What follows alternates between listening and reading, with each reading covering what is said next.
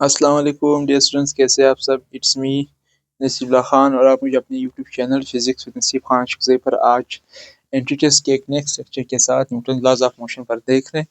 तो आइए इस लेक्चर का स्टार्ट लेते हैं। ये न्यूटन लॉज ऑफ मोशन है। न्यूटन लॉज ऑफ मोशन, सबसे पहले हम एक बात कहते हैं कि न्यूटन लॉज ऑफ मोशन क्या है। ये आपके पास इसको कहते हैं Newton laws of motion empirical laws है। कौन से लॉज हैं? Empirical laws. एम्पिरिकल लॉज होने का ये मतलब है कि ये डिड्यूस्ड फ्रॉम एक्सपेरिमेंट्स, यानी एक्सपेरिमेंट्स करके ये लॉज निकाले गए हैं। मतलब ऐसे सिर्फ कैलकुलेशन की बुनियाद पर नहीं निकाले गए, बाकायदा तरीके से एक्सपेरिमेंट करके फिर एक आपके पास कैलकुलेशन निकाल ली जाती है। एक होती है हमारे पास थ्योरेटिकल लॉज, वहाँ पर फिर एक्सपेरिमेंट करने की ज़रूरत नहीं पड़ जाती, वो थ्योरी की बुनियाद पर निकाल ली जाती है। ठीक है। और इसी तरह जो आप कूलम लॉ पढ़ते हैं वो भी कौन सा लॉ है? वो भी आपके पास एम्पिरिकल लॉ है। ठीक है। ये आइजैक न्यूटन ने पेश किए थे। ये आइजैक न्यूटन ने इन 1687 अपने बुक में, जिसका नाम क्या था, प्रिंसिपिया, या जिसको आप प्रिंसिपल्स ऑफ मैथमेटिक्स भी पढ़ते हैं। ये लॉज हमारे पास कहाँ अप्लीकेबल है? ये लॉज सिर्फ हमारे पास ऑर्डिनरी स्पीड्स के लिए है। ऑर्डिनरी स्पीड्स कौन सी स्पीड है? जो स्पीड्स ऑफ लाइट से बहुत कम स्पीड हो, यानी जो लाइट की स्पीड है वो तो 300,000 किलोमीटर पर सेकेंड है ना, उससे बहुत कम हो, यानी जो स्पीड ऑफ लाइट है उसके करीब करीब स्पीड को हम क्या कहते हैं? Relativistic speed. रिलेटिविस्टिक स्पीड, ये कौन सी स्पीड है? Speed which approaches to speed of light. वो तमाम स्पीड जो अप्रोच कर रहे हो किसको? स्पीड ऑफ लाइट को। ये लॉज वहाँ अप्लीकेबल नहीं है। सी मीन स्पीड ऑफ लाइट, यानी मतलब मोस्ट प्रोबेबली जो ऑब्जेक्ट तकरीबन 10% 10% स्पीड ऑफ लाइट के स्पीड से चल रही हो। ठीक है। ये लॉज वहाँ पर अप्लीकेबल है, लेकिन अगर कोई स्पीड ऑफ लाइट से 10% अगर बढ़ जाती है तो फिर वो लॉज यहाँ पर अप्लीकेबल फिर नहीं होंगे। फिर वहाँ लॉरेंट्ज फैक्टर्स आ जाते हैं, यानी special theory of relativity, time dilation, length contraction, वो आपने सेकेंड ईयर में पढ़ा होगा। वहाँ पर मॉडर्न फिजिक्स फिर आ जाती है। ठीक है। तो हम रिलेटिविस्टिक स्पीड की बात करते हैं, जो स्पीड जो अप्रोच कर रही हो, approaches to speed of light. ठीक है। और हमने यहाँ पर कहा कि वो speed almost 10% to speed of light होना चाहिए, और वो 10% कितना बनता है? 0.1 c। ठीक है। यानी मोस्ट प्रोबेबली जो स्पीड्स हैं वो आपके पास बॉडी की स्पीड 1 किलोमीटर पर सेकंड से लेकर के, मतलब जीरो से स्टार्ट लेते, जीरो से लेकर के अगर 30,000 किलोमीटर पर सेकंड तक, इस रेंज में अगर कोई स्पीड हो तो ये वहां पर ये लॉज आपके पास अप्लीकेबल होते हैं। ठीक है। अब इन लॉज में सबसे पहले हम आते हैं Newton's first law of motion पर। किस लॉ पर? Newton's Newton's first law of motion. Newton first law of motion आपके पास क्या कहता है कि अगर एक बॉडी रेस्ट में है तो वो रेस्ट में रहेगी, और अगर एक बॉडी आपके पास यूनिफॉर्म मोशन के साथ मूव कर रही है तो वो अपने मोशन को कंटिन्यू रखेगी। कब तक? जब तक बाहर से उसके ऊपर कोई अनबैलेंस्ड एक्सटर्नल फोर्स एक्ट ना करे। ठीक। मैं पहले इस स्टेटमेंट को लिख देता हूँ। स्टेटमेंट क्या है? A body at rest will remain at rest and moving with uniform motion will continue its motion until, कब तक? acted upon by unbalanced external force। ठीक है। अनबैलेंस्ड एक्सटर्नल फोर्स आपके पास, तो ये लॉज वहां पर आपके पास काम करते हैं। ठीक है। अगर बॉडी रेस्ट में है तो वो रेस्ट में ही रहेगी, अगर बॉडी मोशन में है तो वो मोशन में ही रहेगी। कौन से मोशन में? यूनिफॉर्म मोशन में, यानी उसकी स्पीड चेंज नहीं होगी until acted upon by unbalanced external force। यानी अनबैलेंस का मतलब है हमारे पास दो फोर्सेस होती है। एक होती है फोर्सेस दो तरह की होती है, ठीक है। एक आपके पास होती है बैलेंस्ड फोर्सेस। कौन सी? ये आपके पास एक होती है बैलेंस्ड फोर्सेस, और एक आपके पास होती है कौन सी फोर्सेस? एक आपके पास होती है अनबैलेंस्ड फोर्सेस। बैलेंस्ड वो फोर्सेस है जिनमें नेट फोर्स, ओवरऑल जो फोर्स है वो इक्वल टू उन सब का समेशन, यानी उन सब का मजमू एडिशन के बाद वो इक्वल टू जीरो आ जाए, ठीक है। और अनबैलेंस्ड वो फोर्सेस है जिसमें फोर्सेस का सम होने के बाद जीरो के इक्वल ना आ जाए, तो उसको क्या बोलेंगे? Unbalanced force. तो हमारे लिए न्यूटन लॉज काम करते हैं किस फोर्सेस के ऊपर? अनबैलेंस्ड। क्योंकि अगर किसी बॉडी को रेस्ट से मोशन में लाना है तो उसके लिए आपको बैलेंस फोर्स काम नहीं आएगी। फर्स्ट कर आपके पास एक बॉडी ये पड़ी हुई है, मैं अगर आसान एग्जांपल दूं तो यहाँ पर आप इसके ऊपर 100 न्यूटन फोर्स इधर लगाएं और 100 न्यूटन फोर्स, अगर 100 न्यूटन फोर्स आप इधर लगाते हैं और 100 न्यूटन फोर्स आप यहाँ लगाते हैं, ठीक है, तो ये 100 न्यूटन और 100 न्यूटन एक दूसरे को कैंसिल करेगा, नेट फोर्स इक्वल टू क्या आ जाएगा? जीरो आ जाएगा। बॉडी पहले भी रेस्ट में थी, अभी भी रेस्ट में रहेगी। इसका मतलब है बॉडी को रेस्ट से मोशन में लाने के लिए आपको अनबैलेंस फोर्सेस की जरूरत है जिनका overall sum equal to zero ना हो। उसके लिए मैं आसान से एग्जांपल फिर ये दूंगा कि आपके पास एक बॉडी पर यहाँ फोर्स लग रही 200 न्यूटन और इस तरफ फिर फोर्स लग रही 80 न्यूटन। तो आप ये देखिए, ये प्लस 200 ये माइनस 80 है, तो प्लस 200 माइनस 80 कैंसिल होकर के कितना बचता है? 120 न्यूटन। तो ये बॉडी फिर 120 न्यूटन इस तरफ मूव कर रही है, मतलब ये 120 न्यूटन इक्वल टू जीरो नहीं है। तो आपके पास न्यूटन लॉज वहां काम करती है जहां पर net force is equal to zero ना हो, ठीक, अनबैलेंस फोर्सेस के लिए हो, ठीक है। ये जो न्यूटन लॉ है यही से तो हमें पता चल गया, क्या पता चला?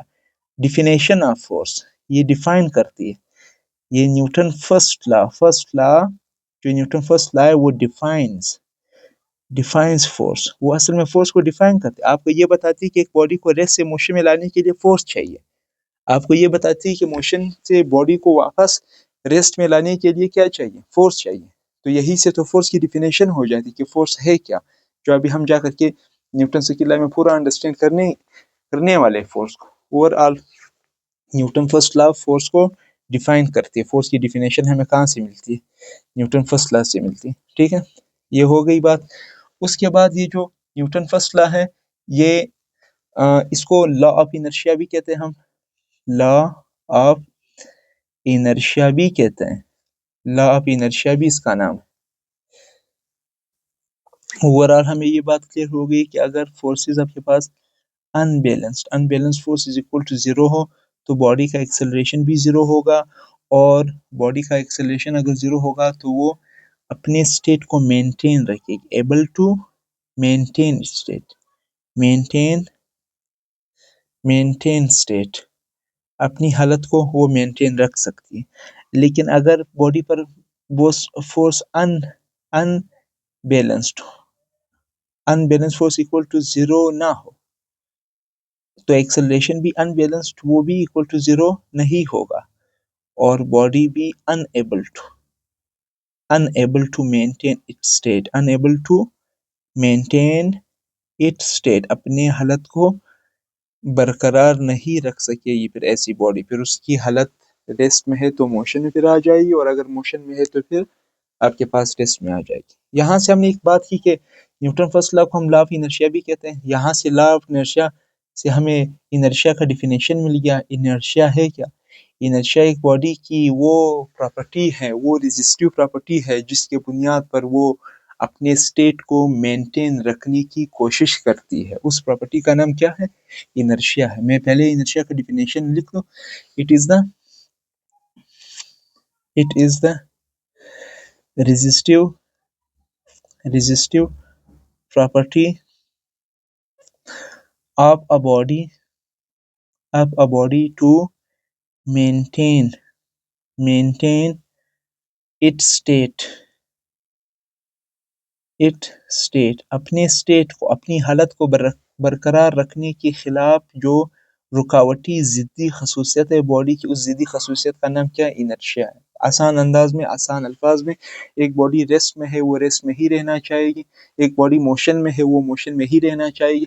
अगर आप रेस्ट वाली बॉडी को मोशन में लाने की कोशिश करते हैं तो वो आपके खिलाफ रेजिस्ट करती है, वो मोशन में नहीं आना चाहेगी। ठीक। और मोशन वाली बॉडी अगर चल रही है तो आप उसको रोकने की कोशिश करेंगे तो वो रेस्ट में फिर नहीं आना चाहिए, क्योंकि वो आपके खिलाफ रेजिस्ट कर रही है। ये जो बॉडी की रेजिस्टिव प्रॉपर्टी है ये क्या है? ये आपके पास इनर्शिया। इसीलिए हमारे पास न्यूटन के पहले कानून को हम लॉ ऑफ इनर्शिया भी कहते हैं। ठीक है, क्योंकि वहां पर जो बॉडी के स्टेट को चेंज करने वाली चीज है वो तो फोर्स आती है, और इस दौरान इनर्शिया, इनर्शिया किसकी वजह से होता है? इनर्शिया होता है मास की वजह से। ठीक है, अगर एक बॉडी का मास ज्यादा होगा, ठीक है, तो उसका इनर्शिया भी ज्यादा होगा, और एक बॉडी का मास अगर कम है तो उसका इनर्शिया भी कम है। तो मैं आसान अंदाज में ये लिख सकता हूँ, mass is the quantity measure of inertia. Mass is the quantitative measure of inertia. इसका मतलब क्या है? इसका मतलब ये है, अगर एक बॉडी का जो मास है वो डायरेक्टली प्रोपोर्शनल उसके उस बॉडी के इनर्शिया की। समझ रहे हैं? तो अगर इसी तरीके से फिर हमारे 9th के बुक में और फर्स्ट ईयर के बुक में यही एग्जांपल दी जाती है कि अगर चलती हुई कार पर अगर ड्राइवर ब्रेक लगाए तो ब्रेक लगाने पर वो जो लोग जर्क करके पीछे आगे आ जाते हैं, वो क्यों आगे आते हैं? क्योंकि वो अपने स्टेट को मेंटेन रखना चाहते हैं। और अगर अचानक से कार चलने लग पड़ती है तो आप पीछे की तरफ जर्क कर जाते हैं। वो क्यों होता है? वो इसलिए होता है क्योंकि आप अपनी रेस्ट वाली स्टेट को मेंटेन रखना चाहेंगे, इस वजह से आपका बैलेंस बिगड़ जाता है। ठीक है, तो ये हमारे पास क्या होता है, इसको इनर्शिया का नाम देते हैं। ठीक है, और इनर्शिया जो आपके पास वो इनर्शिया 3 तरीकों से होगा। इनर्शिया कितने तरीकों से होगा? 3 तरीकों से बॉडी रेजिस्ट कर सकती है। ठीक है, एक को हम कहते हैं इनर्शिया ऑफ रेस्ट। क्या कहेंगे? इनर्शिया ऑफ रेस्ट कहेंगे। ठीक है, और एक आपके पास बॉडी का इनर्शिया ऑफ मोशन होगा। इनर्शिया ऑफ मोशन होगा। ठीक है, और एक आपके पास बॉडी का इनर्शिया ऑफ डायरेक्शन होगा। ये 3 तरह का इनर्शिया, 3 इनर्शिया ऑफ डायरेक्शन। 3 तरीकों से बॉडी अपने स्टेट पर रेजिस्ट करने की कोशिश करती है। एक कब? जब वो रेस्ट में हो, तो वो इनर्शिया, वो बॉडी की प्रॉपर्टी जो अपने आप को रेस्ट में रखने की कोशिश करते हैं, उस इनर्शिया का क्या नाम? Inertia of rest. अगर आप रेस्ट में बैठे हुए और मोशन में नहीं आना चाहते तो आप इनर्शिया तो अप्लाई कर रहे हैं। कौन सा inertia? Inertia of rest. Inertia of rest आपके पास क्या हुआ? Inertia, the property to maintain state of rest, अपनी रेस्ट की हालत को मेंटेन रखना। इनर्शिया ऑफ मोशन क्या है? To maintain what? मेंटेन अपने मेंटेन स्टेट ऑफ मोशन, अपने मोशन वाली हालत को बरकरार रखना। इनर्शिया ऑफ डायरेक्शन क्या है? इनर्शिया ऑफ डायरेक्शन ये कि आप अपनी डायरेक्शन को बरकरार रखना चाहते हैं, क्योंकि पहले मैं इसको लिख देता हूँ, maintain specific direction.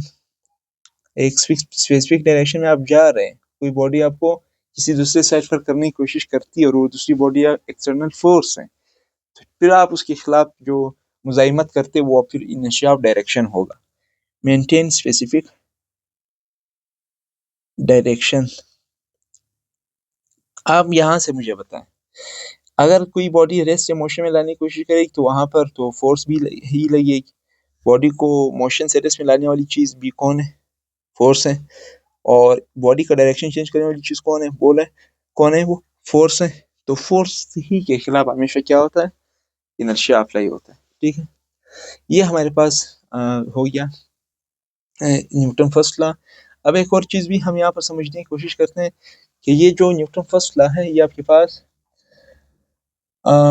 Frame of reference समझते हैं कि Newton first law of motion is only it is only applicable. Newton first law of motion सिर्फ और सिर्फ कहाँ अप्लाई होता है? Applicable in inertial frame of reference, इसको क्या बोलते हैं?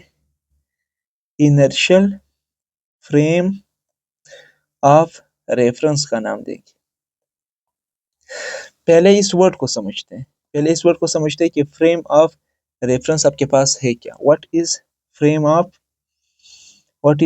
Of reference? Frame of reference ऐसे कोऑर्डिनेट्स हैं, ऐसे पोजीशंस हैं with respect to which experiments are performed, measurements are performed। मैं पहले इसकी डेफिनेशन लिख दूं। The coordinates means जैसे आप x y एक्सिस के अंदर दो कोऑर्डिनेट्स लेते हैं, यहाँ पर ये कोऑर्डिनेट, ये यहाँ पर देखो, इसमें x का y का क्या कोऑर्डिनेट है और x का फर्स्ट करें 2 3, ये होते हैं कोऑर्डिनेट्स, ठीक। और हम इस कोऑर्डिनेट्स को किस जगह से कंसीडर करते हैं? ओरिजिन से, सही है। यहाँ से ये कोऑर्डिनेट हो गया, तो आप यहाँ पर ये समझने की कोशिश करें, the coordinate system with respect to which measurements are performed या measurements are taken, experiments are performed, measurements are taken। मैं ये भी लिख देता हूँ, experiments are performed।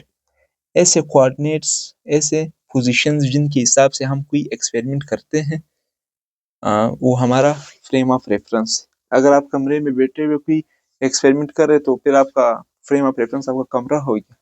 अगर आप लेबोरेटरी के अंदर कोई एक्सपेरिमेंट कर रहे, तो फिर आपका फ्रेम ऑफ रेफरेंस आपकी लेबोरेटरी होगी, ठीक है। खैर, हम जिस फ्रेम ऑफ रेफरेंस में रह रहे वो तो जमीन है। तो हमारे लिए जो फ्रेम ऑफ रेफरेंस है, ये दो तरीके से है। एक हमारे पास है इनर्शियल, क्या नाम है? एक है इनर्शियल फ्रेम ऑफ रेफरेंस है, और एक आपके पास है नॉन इनर्शियल, क्या नाम है? Non inertial frame of reference, ठीक है। इनर्शियल फ्रेम ऑफ रेफरेंस वो फ्रेम ऑफ रेफरेंस है जहां पर Newton first law applicable, Newton laws नहीं, न्यूटन्स फर्स्ट लॉ जो है वो एप्लीकेबल है, जहां न्यूटन का पहला कानून काम करता है।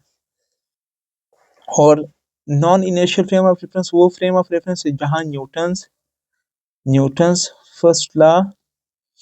First law applicable, not applicable, जहां न्यूटन फर्स्ट लॉ एप्लीकेबल ना हो। तो न्यूटन फर्स्ट लॉ कहाँ एप्लीकेबल होगा? Inertial frame of reference. और वो कब होगा?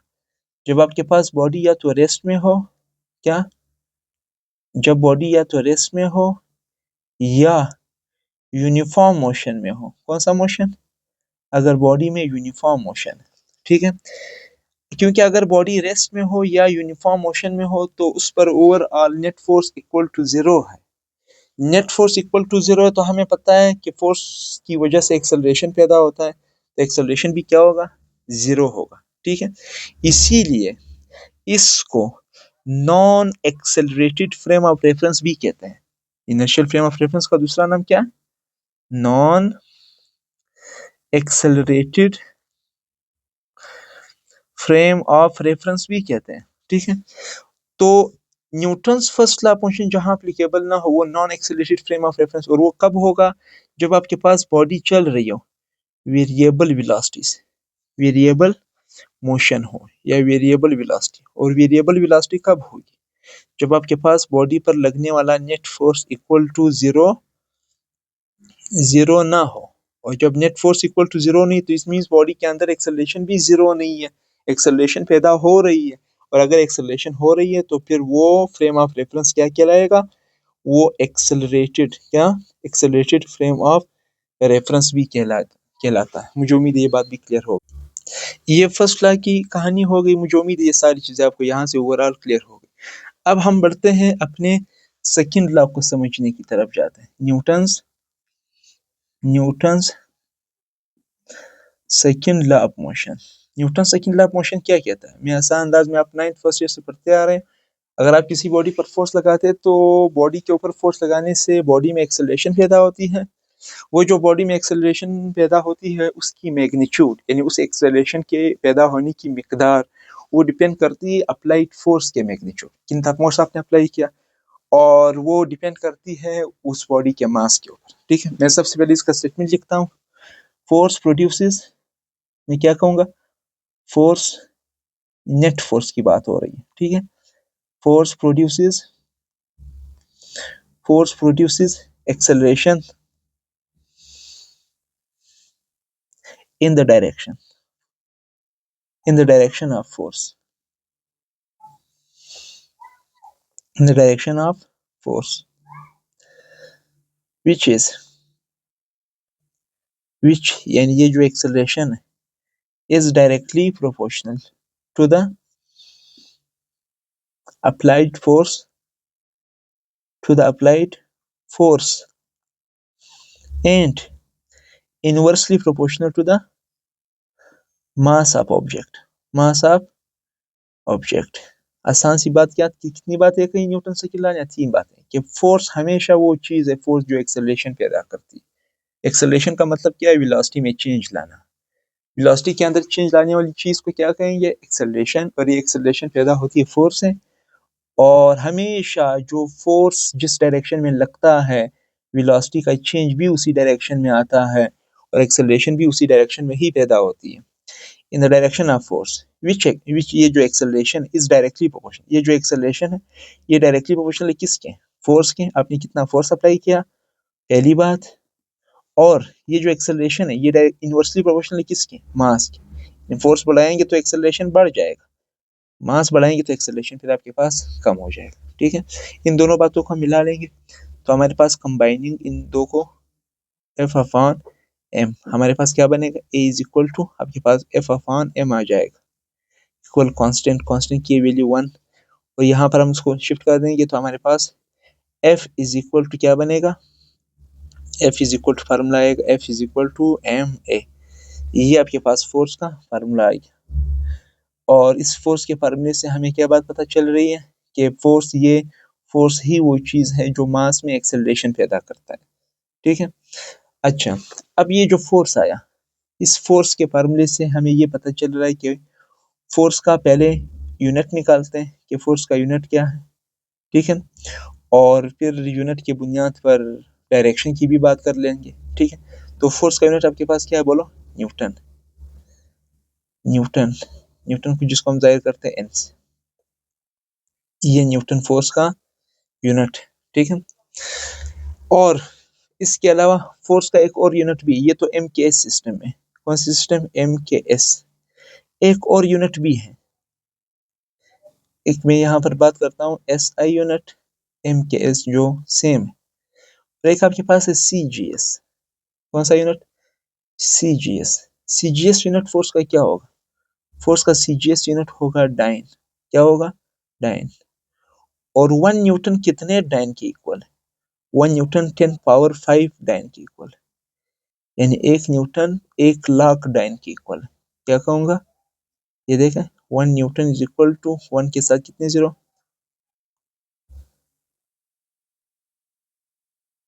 डाइन। क्यों, कहाँ से आए, क्योंकि हम जानते हैं कि फोर्स का फार्मूला क्या है, F is equal to M A. तो फोर्स का एक यूनिट तो आपके पास न्यूटन है। अच्छा, बेस यूनिट क्या है, बेस यूनिट आपके पास है kilogram metre per second square. मास का यूनिट किलोग्राम है, एक्सेलरेशन का मीटर पर सेकंड स्क्वायर। इसके अलावा न्यूटन है, इसके अलावा क्या है, बोलो, डाइन। ठीक, क्योंकि न्यूटन बराबर है किस, kilogram metre per second square के फार्मूले से पता चल रहा है। तो डाइन फिर किसके बराबर होगा, डाइन बराबर, किलोग्राम की जगह सीजीएस में यूनिट क्या आता था, किलोग्राम का। मास का यूनिट क्या था, ग्राम था ना, और मीटर का यूनिट क्या था, डिस्टेंस का यूनिट यहाँ मीटर है, वहाँ क्या था, सेंटीमीटर, और सेकंड का यूनिट सेम था। तो न्यूटन बेस में किसके बराबर है, kilogram metre per second square, और डाइन फिर बेस में किसके बराबर है, ग्राम सेंटीमीटर पर सेकंड स्क्वायर। ठीक है, और अगर आप यहाँ पर पुट भी करना चाहो तो आप पुट करके देख सकते हैं। देखें, आप कहेंगे कि 1 न्यूटन, देखें 1 न्यूटन इज इक्वल टू क्या, 1 kilogram metre per second square. आप यहाँ से इसकी वैल्यूज पुट कर दें, आप कहेंगे कि k की वैल्यू k मीन्स 1000 यानी 10 पावर 3 और 1 मीटर मीन्स मीटर के अंदर कितने सेंटीमीटर 10 पावर 2 सेंटीमीटर होते हैं, सही है, यानी 100 सेंटीमीटर। तो मैं क्या लिखता हूँ 1 न्यूटन इज इक्वल टू 1 की जगह 1 लगाया, k की जगह 10 पावर 3 लगाया, साथ में क्या लगाते हैं ग्राम, साथ में मीटर, मीटर की जगह क्या लगाते हैं 10 की पावर 2 सेंटीमीटर, साथ में सेकंड वैसे ही रहेगा, ठीक है। तो आपके पास ये क्या बनेगा, ये देखो 1 10 पावर 3 10 पावर 2, ये 10 पावर 3 प्लस 2 इज 5, क्या बचेगा gram centimetre per second square, gram centimetre per second square. और आपको पता है 1 Newton is equal to 10 power 5 gram centimetre per second के बराबर है किसके, बोलो डाइन के, किसके बराबर है डाइन के। तो मैं इसकी सबकी जगह क्या लिखूंगा डाइन, इसलिए 1 न्यूटन आपके पास 10 पावर 5 डाइन के इक्वल आया। अगर हम 1 डाइन कहें कि 1 डाइन फिर किसके इक्वल है, 1 डाइन फिर आपके पास 10 की पावर ये +5 वहां जाएगा तो फिर -5 न्यूटन के इक्वल होगा, ठीक है। ये इसके अलावा आपके पास इसमें एफपीएस में उसका क्या यूनिट, तो एफपीएस में जो फोर्स का यूनिट है वो आपके पास पाउंड है, पाउंड फोर्स, एक तो पाउंड मास है जो मास का यूनिट है आपके पास, ठीक है, और एक पाउंड फोर्स, ठीक है। और पाउंड फोर्स को इस तरीके से लिखते हैं, और ये आपके पास 1 पाउंड फोर्स किसके इक्वल है, ऑलमोस्ट 4.44 न्यूटन की इक्वल। ये 3 यूनिट्स मुझे उम्मीद आपको समझ में आ गई। मैं थोड़ा सा अगर समरी के तौर पर कहूँ कि जो यूनिट की हमने अभी तक बात की है, हमने 3 यूनिट्स के ऊपर बात की अभी, कितने यूनिट्स, 3 यूनिट्स की हमने बात की, ठीक है। हमने सबसे पहले बात की एसआई यूनिट जो MKSV कहलाता है, हमने बात की CGS unit centigram second unit, हमने बात की फुट पाउंड सेकेंड की यूनिट, हमने कहा एसआई यूनिट में इसका बेस यूनिट क्या है किलोग्राम मीटर पर सेकेंड स्क्वायर जो इक्वल है न्यूटन की, हमने कहा CGS में इसका यूनिट क्या है ग्राम सेंटीमीटर पर सेकेंड स्क्वायर जो इक्वल है डाइन की। फिर हमने कहा एफईएस में इसका यूनिट क्या होगा, एफईएस में इसका यूनिट होगा पाउंड, पाउंड होगा 1 LB, और LB से इसको जाहिर करते हैं लेकिन वो आपके पास किसके इक्वल है 1 पाउंड। अच्छा 1 पाउंड आपके पास ऑलमोस्ट इक्वल है 4.44 न्यूटन के, ठीक है। इसके डेरिवेशन की जानिब मैं नहीं जाऊंगा, ठीक है। और फिर आपने न्यूटन और डाइन के बीच में वो रिलेशन याद रखना है, ठीक है। अब इस फार्मूले की जानिब आते हैं, डायरेक्शन, फोर्स का डायरेक्शन कहाँ है, फोर्स के फार्मूले से देखिए, फोर्स का formula F is equal to ma है, और एक फोर्स का फार्मूला है rate of change of momentum, rate of change of momentum. ये फार्मूला कहाँ से है पहले इसको समझो, F is equal to m, acceleration की वैल्यू पुट करें, formula Vf minus V I upon क्या t, F is equal to m Vf minus m V I upon t। आपको पता है mv मीन्स मोमेंटम, तो मोमेंटम क्या होगा, mv means momentum, कौन सा momentum final, mv means momentum कौन सा इनिशियल डिवाइडेड बाय टाइम, तो आपको पता है final minus initial is change in momentum upon time, तो rate of change of momentum is also called force. और ये इसके फॉर्मूले से ये चीज आपको सामने आ गई, ठीक है। तो रेट ऑफ, यहाँ से डिफिनेशन एक आ गया, रेट ऑफ चेंज, रेट जाहिर करता है टाइम को, जब भी टाइम आता है वहाँ हम रेट लगाते हैं, चेंज इन मोमेंटम को फिर हम इम्पल्स कहें जो आगे हम पढ़ेंगे, ठीक है। Rate of change of momentum is called force, ठीक है। यहाँ से ये दोनों न्यूटन सेकंड लॉ के फॉर्म्स, ये भी और ये भी न्यूटन सेकंड लॉ के फॉर्म है, तो हम बात कर रहे थे डायरेक्शन के ऊपर, डायरेक्शन में जो F is equal to ma है और जो F is equal to rate of change of momentum है, अब इन दोनों में देख फोर्स का डायरेक्शन हमेशा एक्सेलरेशन के डायरेक्शन में होगा, फोर्स का डायरेक्शन हमेशा चेंज इन मोमेंटम के डायरेक्शन में होगा, सही है। तो ये बात आप याद रखिएगा, force is always parallel to the direction of acceleration and force is always parallel to the direction of change in momentum, momentum नहीं चेंज इन मोमेंटम की बात हो रही है, ठीक है।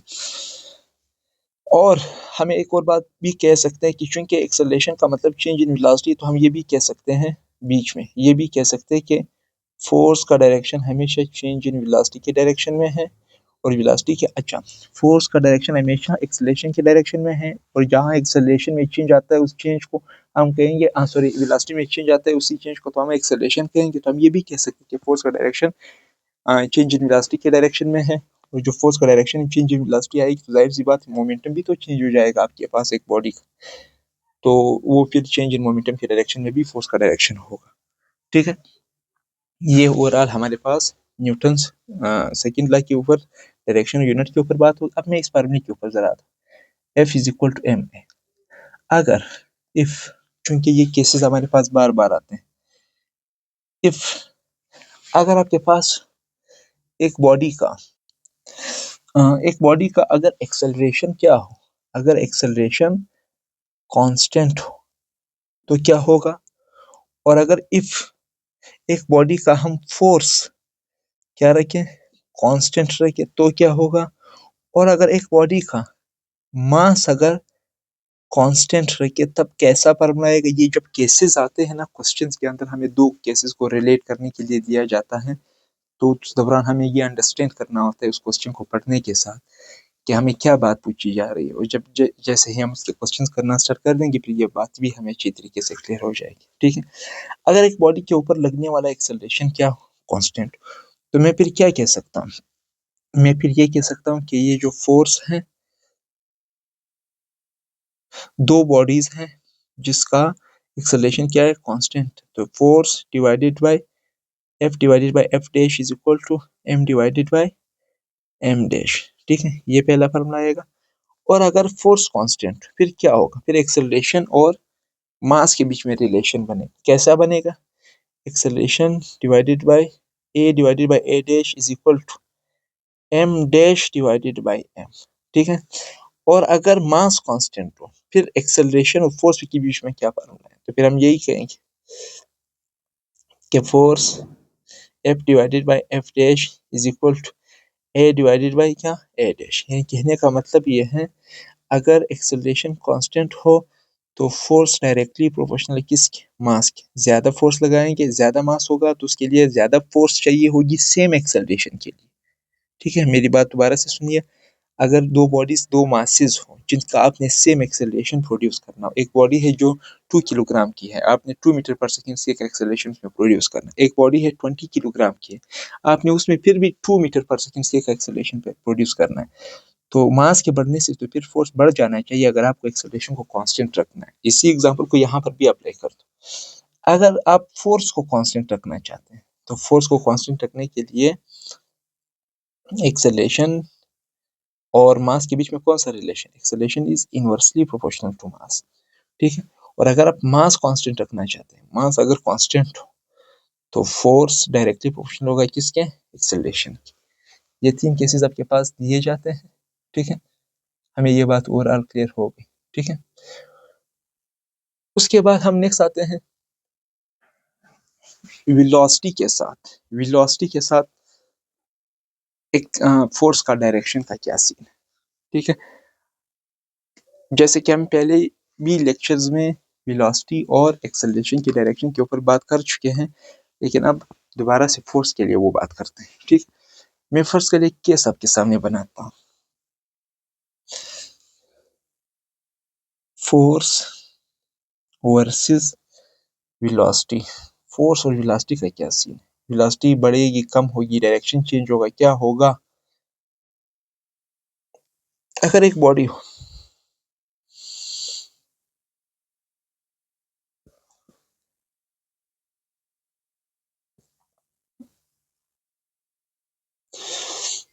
मैं यहाँ दरमियान में बना देता हूँ ताकि आपको सब केसेस क्लियर हो जाए।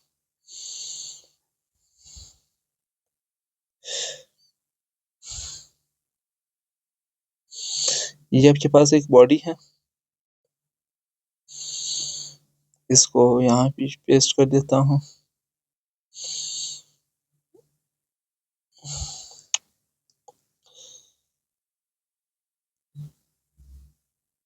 यहाँ पर भी पेस्ट कर दिया।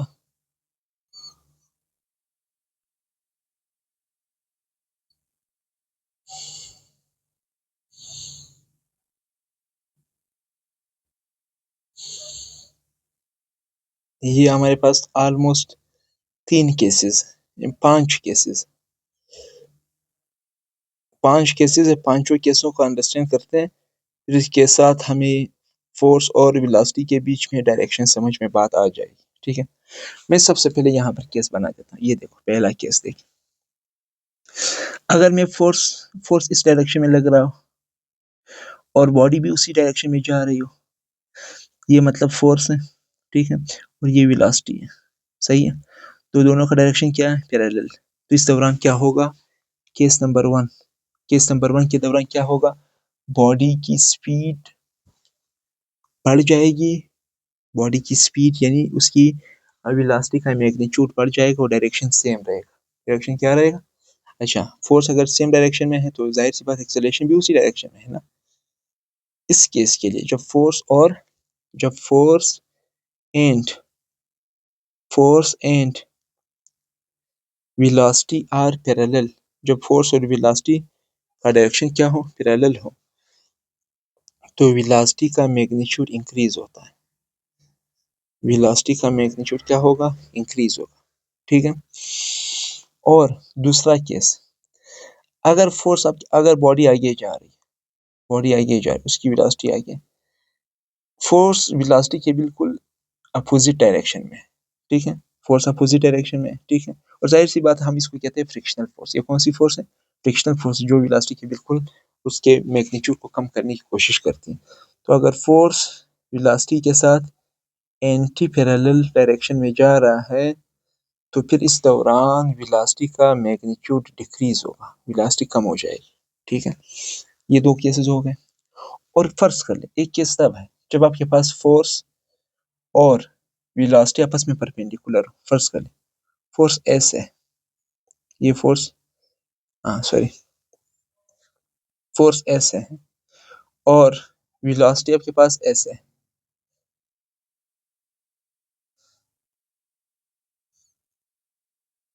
फिर इस दौरान क्या होगा, इसको अंडरस्टैंड करने के लिए मैं आपको बाकायदा एग्जांपल दूंगा, क्योंकि यहाँ पर हमें इस बॉक्स से ये बात क्लियर हो नहीं रही।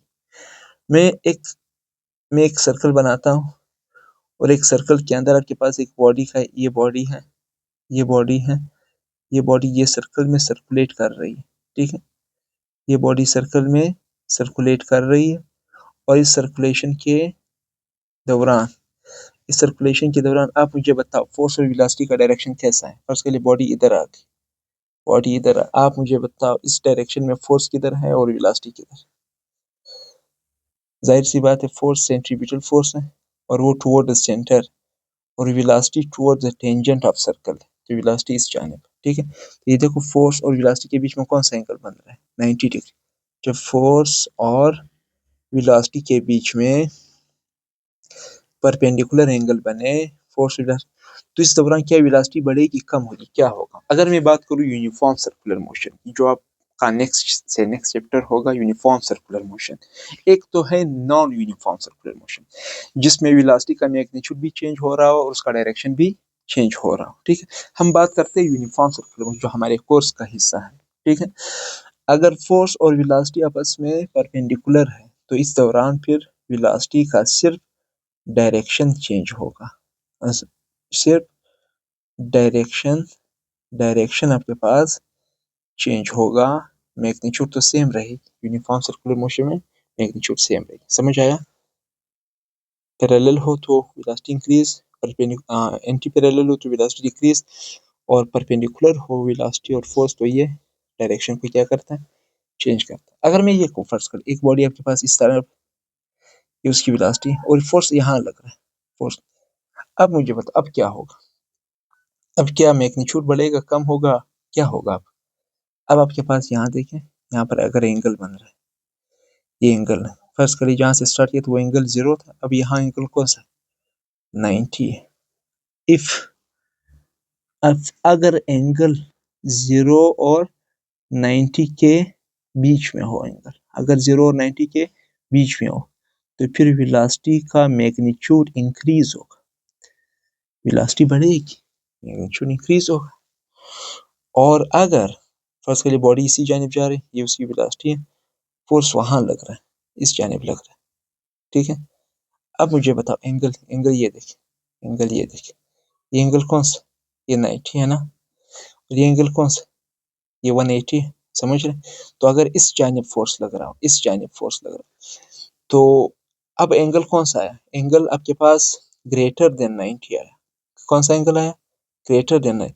अब ग्रेटर देन 90 डिग्री के लिए वेलोसिटी की मैग्नीट्यूड क्या होगी, बोलो, डिक्रीज होगी। मुझे उम्मीद है ये बातें आपको यहाँ सारे कॉन्सेप्ट के साथ क्लियर हो गई। एक दो बार दोबारा सुन लीजिएगा, आपको इंशाल्लाह सारी चीजें क्लियर हो जाएगी। ठीक है, ये हमारे पास हो गया कौन सा, न्यूटन सेकंड लॉ के ऊपर। एक मिनट, मैं आपसे एक सवाल करना चाहूंगा। मेरा आपसे सवाल, इस दौरान तो वेलोसिटी की मैग्नीट्यूड की सिर्फ हमने बात की ना, अब मुझे ये बताओ इसमें डायरेक्शन क्या रहेगा, डायरेक्शन इधर क्या रहेगा, बोलो, सेम रहेगा, क्योंकि डायरेक्शन चेंज नहीं होगा।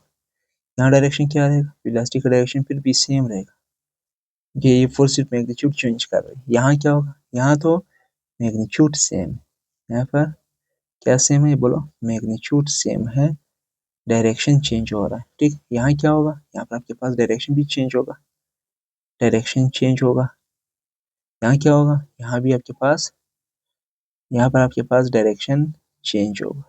ठीक है, अगर एंगल 0 और 180 हो, आसान सी बात याद रखिए, अगर एंगल कौन सा हो, बोलो, अगर एंगल आपके पास वेलोसिटी और फोर्स के बीच में एंगल 0 हो या 180 डिग्री हो, तो उस दौरान वो सिर्फ मैग्नीट्यूड चेंज करती है। और अगर एंगल अगर एंगल आपके पास 0 से बढ़ करके 180 तक के बीच में हो, यानी 0 से 0 और 180 के बीच में अगर एंगल हो, तो इस दौरान क्या होगा, इस दौरान वेलोसिटी का मैग्नीट्यूड और डायरेक्शन दोनों चेंज होगा।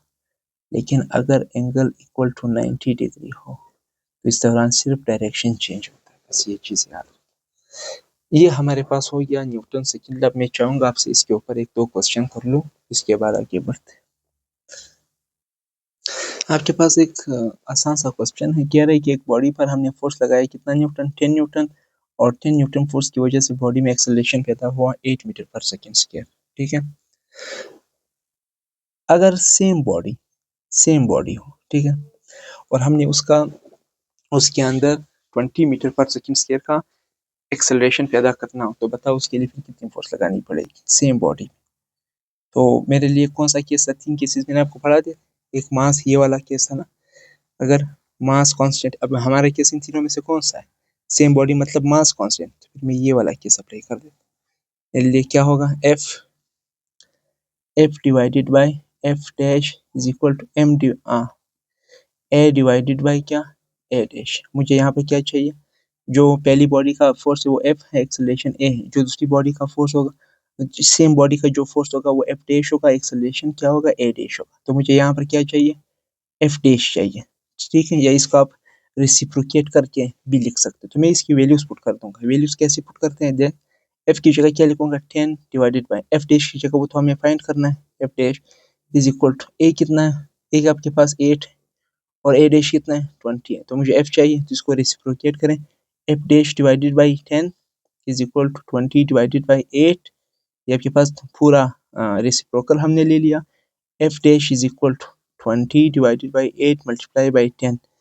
आपके पास इसको काटें, कैसे काटते हैं, 2 के टेबल से, 4 2 ज़ार 8, 5 2 ज़ार 10, 4 1 ज़ार 4, 4 5 ज़ार 20। तो आपके पास F dash is equal to कितना, 55, कितना आया, 5 5 ज़ार 25, सॉरी 25, और आया क्या यूनिट, न्यूटन होगा। तो सेम बॉडी के अंदर फोर्स कितनी चाहिए होगी, 55 न्यूटन। इसको एक और तरीके से भी कर सकते हो आप ये भी कह सकते हो कि F is equal to M A, F is equal to M A. आप मास निकालो, मास का फॉर्मूला क्या हो, एफ अपॉन ए। एफ कितना था जो आपके पास बॉडी पर लगा है, वो 10 न्यूटन था, और 8 metre per second square acceleration पैदा। तो मास क्या बना आपके पास, 10 डिवाइडेड बाई 8 आया। अब आप दूसरी बॉडी के लिए फोर्स निकालना चाहते हो, तो F dash is equal to M A dash. ये भी कह सकते हो F dash is equal to M, mass कितना है, 10 divided by 8 multiply by acceleration कितना उसमें चाहिए, 20, तो आप इसको यू दोबारा से भी काट सकते हैं, वही चीज़ आपके पास 4 2 ज़ार 8, 10 2 ज़ार 10 2 ज़ार 20, 2 2 ज़ार 4, 5 2 ज़ार 10, 2 1 ज़ार 2, 5 5 आपके पास वापस वही फोर्स आई कितनी 25 न्यूटन आपके पास है। ठीक है, ये इस तरीके से आप इन केसेस को हैंडल करते हैं। एक और क्वेश्चन की तरफ आते हैं। अब इस क्वेश्चन को आप देख लें, ये क्वेश्चन क्या कह रहा है, 2 blocks of mass 1 kilogram and mass 3 kilogram are placed in contact, then acceleration of then acceleration of 1 kilogram mass will 1 kilogram mass में कितनी acceleration पैदा होगी। मैं चाहूँगा आप इसको वीडियो से यहाँ से स्टॉप करके इसको सॉल्व करने की कोशिश करें। 10 metre per second square acceleration पैदा होगी, 20 मीटर पर सेकंड स्क्वायर होगी, 30 होगी क्या 40 metre per second square acceleration. पहले वीडियो स्टॉप कर इसको सॉल्व करने की कोशिश करें। देखें क्या कह रहा है, 2 ब्लॉक्स, 2 ब्लॉक्स हैं, एक का मास 1 किलोग्राम, एक 3 किलोग्राम। मैं इसको डायग्रामेटिकली बना देता हूँ पहले। ये आपके पास एक मास है 3 किलोग्राम और उसके साथ कांटेक्ट में है कौन सा मास, वो आपके पास मास होगा 1 किलोग्राम मास होगा। ठीक है, तो यहाँ पर इसके ऊपर फोर्स अप्लाई की गई, क्या इन दो मासेस के ऊपर क्या अप्लाई की गई, बोलो फोर्स, कितनी फोर्स अप्लाई की गई। सॉरी मैंने फोर्स लिखना नहीं लिखा, फोर्स है 80 न्यूटन। कितना force of place in contact then acceleration of 1 kilogram, force कितना है, फोर्स 80 न्यूटन है। कितना है अभी सॉल्व करें आप इसको। अगर फोर्स इसके लिए 80 न्यूटन है, force is equal to 80 Newton. Question क्या था, क्वेश्चन ये है 2 blocks of mass 1 kilogram and 3 kilogram, 1 kilogram का एक मास है और 3 किलोग्राम का दूसरा mass, are placed in contact, उनको किस में रखा गया, कॉन्टेक्ट में रखा गया। Then acceleration of 1 kilogram mass will be, 1 kilogram mass के अंदर कितनी एक्सेलरेशन पैदा होगी वो फाइंड आउट करें। और अगर फोर्स कितनी लग रही हो, दोनों मासेस पर जो फोर्स लग रही है वो कितनी है 80 न्यूटन। अच्छा, मुझे उम्मीद है आपने सॉल्व करने की कोशिश की होगी और आप थोड़े कंफ्यूज भी हो गए होंगे। ठीक है, आइए इस कंफ्यूजन को दूर करते हैं। देखिए हमारे पास फोर्स का फार्मूला क्या है, F इज इक्वल टू क्या, F is equal to ma। ये जो फोर्स का फार्मूला है ना, ये नेट फोर्स नेट एक्सेलरेशन पैदा करेगा नेट मास के अंदर। जिस मास की हम बात कर रहे हैं वो एक रिजिड सिस्टम है। कौन सा, रिजिड सिस्टम होने का क्या मतलब, रिजिड सिस्टम होने का मतलब कि क्लोज सिस्टम जिसमें तमाम मासेस का एक्सेलरेशन क्या होगा, सेम होगा। तो ये भी कांटेक्ट में है, किस में है, कांटेक्ट में होने की वजह से ये एक रिजिड सिस्टम माना जाएगा। ठीक है, और रिजिड सिस्टम होने के नाते उसमें सेम एक्सेलरेशन पैदा होगा, जिसमें बाकी मासेस में जितना एक्सेलरेशन पैदा हो रहा है सेम एक्सेलरेशन और होगी कितना एक्सेलरेशन। एक्सेलरेशन मालूम करने का फार्मूला निकालता हूँ, एक्सेलरेशन का फार्मूला क्या होगा, F अपॉन m होगा। तो नेट एक्सेलरेशन, नेट मास, नेट फोर्स और नेट मास, बताइए नेट फोर्स कितना है, पहले नेट फोर्स लिख डिवाइडेड बाय नेट मास कितना है, मास 1 प्लस मास 2, फोर्स कितना लगाया 80, मास 1 कितना है 1 प्लस 3, तो एक्सेलरेशन कितना प्रोड्यूस होगा 80 divided by 4 is equal to 20 metre per second square. जितना एक्सेलरेशन आपके पास, जितना एक्सेलरेशन मास 1 में पैदा होगा उतना एक्सेलरेशन मास 3 में भी पैदा, हाँ फोर्स डिफरेंट होगी दोनों की, क्योंकि अगर आप मास 1 की फोर्स निकालना चाहते हो F1 is equal to M1A1, F2 is equal to M2A2। हम यहाँ कहेंगे मास 1 कितना है 1, एक्सेलरेशन कितनी पैदा हुई 20, मास 2 कितना है 3 और एक्सेलरेशन कितना पैदा हुआ वो भी 20 पैदा हुआ, क्योंकि acceleration 1 multiply by 20 is 20 Newton और 3 मल्टीप्लाई बाय 20 इज 60 न्यूटन। यानी देखो वापस आपके पास ये दोनों मिलकर के कितना आ जाएगा 80 न्यूटन आ जाएगा। मुझे उम्मीद है ये क्वेश्चन आपको क्लियर हो गया। नेक्स्ट आगे बढ़ते हैं। अच्छा, कुछ इंपॉर्टेंट बातें जो न्यूटन सेकंड लॉ के मुतालिक थी जो रह गई थी। न्यूटन सेकंड लॉ फोर्स को मेजर्स द फोर्स, क्या मेजर्स द फोर्स, फोर्स को मेजर करता है। ठीक है, न्यूटन फर्स्ट लॉ फोर्स को डिफाइन करता था, न्यूटन सेकंड लॉ फोर्स को मेजर कर, फोर्स की पैमाइश करता है, जैसा भी हमने करके दिखा भी दिया। लेकिन फिर सवाल ये कि फिर न्यूटन सेकंड लॉ से किस चीज की डिफिनेशन हमें मिलती है, मास की, इसकी मास की डिफिनेशन मिलती है या मास की या एक्सेलरेशन की डिफिनेशन मिलती है। ठीक है, तो मास एक्चुअली डिफाइन ही न्यूटन सेकंड लॉ से होता है। तो मास या एक्सेलरेशन का डिफिनेशन मिलती है किससे? Newton second. ये कोई कंफर्म नहीं है, लेकिन यहाँ पर हमारे पास जब हम पढ़ते हैं ना तो यही चीज हमारे पास सामने आ जाती है, ठीक है। और न्यूटन सेकंड लॉ का दूसरा नाम क्या होगा? लॉ ऑफ एक्सेलरेशन भी, क्योंकि यहाँ से एक्सेलरेशन के ओवरऑल कॉन्सेप्ट्स हमें मिलते हैं, ठीक है। ये हमारे पास न्यूटन सेकंड लॉ होगी। अब आते हैं, हम समझते हैं Newton's third law of motion. Newton's third law of motion. Newton's third law of motion क्या कहता है कि for every action there is a reaction equal in magnitude opposite in direction. आसान सी बात, आप पहले इसको लिख लो। For every action there is a reaction which is equal in magnitude and opposite in direction। Newton third law क्या कह रहा है? न्यूटन थर्ड लॉ ये कह रहा है कि आपके पास एक बॉडी पर जब भी कोई बॉडी, ये फर्स्ट कर आपके पास क्या है, ये मास 1 है, ये कौन है बोलो, ये आपके पास मास 2 है। अगर मैंने मास 1 पर फोर्स लगाया मास 2 की तरफ से, मास 2 पर फोर्स लगा मास 1 की तरफ से, उस फोर्स को कहेंगे एक्शन। जो मास 2 वापस मास 1 पर लगाएगा उसको क्या कहेंगे? रिएक्शन कहेंगे वो फोर्स। ये जो दोनों फोर्सेस इनकी मैग्नीट्यूड्स इक्वल है, जितना फोर्स एक्शन लगाएगा उतना फोर्स रिएक्शन भी लगा देता है, ठीक है। इसी की वजह से ये मास 2 टकराने के बाद वापस पीछे आ जाएगा, ठीक है। और वापस पीछे आने का मतलब ये है कि ये जो रिएक्शन की फोर्स लगी वो एक्शन के बिल्कुल अपोजिट डायरेक्शन में होगी, ठीक है। ये हमारे पास कौन सा लॉ है? Newton's third law.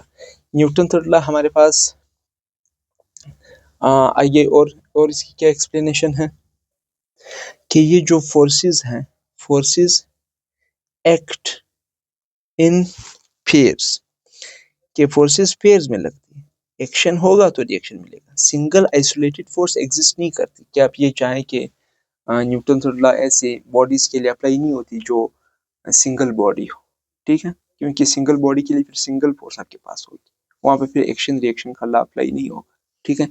तो मस्ट बी जो एक्शन है, जो एक्शन की फोर्स है वो रिएक्शन के फोर्स के इक्वल है, लेकिन अपोजिट इन डायरेक्शन है। ये एक तरह से इसका मैथमेटिकल फॉर्म। ये जो एक्शन है, ये जो एक्शन की फोर्स एंड ये जो रिएक्शन की फोर्स, इन दोनों के मुताबिक कुछ बुलेट पॉइंट्स। पहली बात ये याद रखिएगा कि ये never act on the same body. जैसे ऊपर हमने बात की, never act on the same body, ये एक ही सेम बॉडी पर नहीं लगती, पहली बात। दूसरी बात क्या है? दूसरी बात ये है कि हमारे पास ये फोर्सेस डिफरेंट बॉडीज पर लगती है और ये एक दूसरे को कैंसिल नहीं करती। Do not cancel each other. ये फोर्सेस कभी भी एक दूसरे को कैंसिल नहीं करती। मतलब नेट फोर्स आपके पास कभी भी इक्वल टू जीरो नहीं आता। आप ये कहेंगे कि फर्स्ट कर आपके पास एक बॉडी हो, ये आपके पास एक बॉडी हो, यहाँ से एक बॉडी है, यहाँ से दूसरी बॉडी, इस बॉडी ने उस पर फोर्स लगा, इस बॉडी ने इस पर फोर्स लगा, इसने 100 न्यूटन का फोर्स लगा, इसने भी 100 न्यूटन का फोर्स लगाया, तो ये दोनों फोर्स एक दूसरे को कैंसिल करे, ऐसा नहीं होगा, ठीक। ये हमारे पास होता नहीं है यहाँ पर, ठीक है।